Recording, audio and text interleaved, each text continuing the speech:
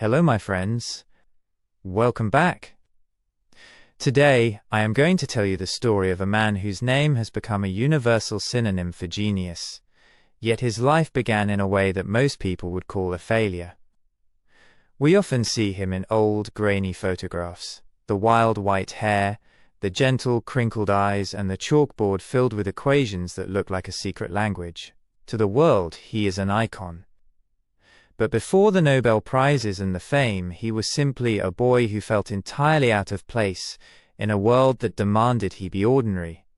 This is the story of Albert Einstein. There is a common myth that genius arrives like a bolt of lightning, loud, flashing, and sudden. But for Albert Einstein, genius began in total, patient silence.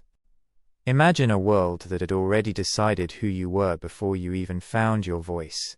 A world of rigid classrooms and ticking clocks that told you to sit straight, speak only when spoken to, and never ever dream.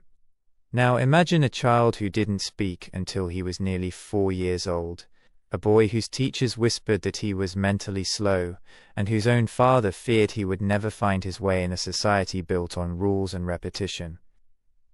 This is the journey of a rebel of the spirit. A man who proved that if you sit still enough and wonder deeply enough, the universe will eventually tell you its secrets. It began with a small brass compass. When Albert was 5, his father placed it in his palm. Most children would have shaken it like a toy, but Albert watched the needle with a haunting intensity. It moved as if pulled by a ghost, always returning to the north. He realized then that there were invisible laws, deep, silent structures, guiding everything we see. But as he grew, the world tried to break that wonder. In the grey, military-style schools of Germany, Albert was a misfit. He hated the drill-and-kill lessons. He was a daydreamer who was eventually told by a teacher that his very presence in the room destroyed the students' respect for authority. For years, he was seen as a failure, a dropout who couldn't even find a job as a tutor. Fast forward to 1905. Einstein is 26, working in a dusty patent office in Bern, Switzerland. His official title is Technical Expert, Third Class. To the world, he is just a clerk reviewing blueprints for mundane machines. But in the quiet moments between his chores, he would lean back, close his eyes, and go on a journey. He didn't need a laboratory. He used his imagination as his telescope. He wondered, if I were to ride on a beam of light and catch it, what would I see? In that one miraculous year, while the rest of the world went about its business, the clerk at the patent office rewrote the laws of reality. He realized that time isn't a straight line. It is a river that slows down near the banks of gravity. He discovered that matter is just frozen energy, condensed into the elegant poetry of E=mc². He showed us that the very fabric of space can bend and warp like a silken sheet. When fame finally found him, it didn't change the man inside.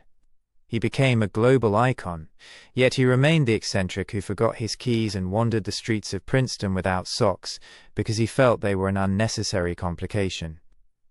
He played his violin to think, believing that the universe had a melody, and his job was simply to hear it.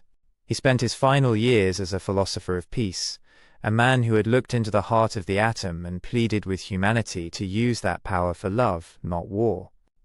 Albert Einstein passed away peacefully in 1955. He left behind a world that was fundamentally different from the one he entered. He taught us that being slow often means you are just looking closer, and that the most powerful force in the cosmos isn't a star or a galaxy. It is the human imagination, daring to ask why.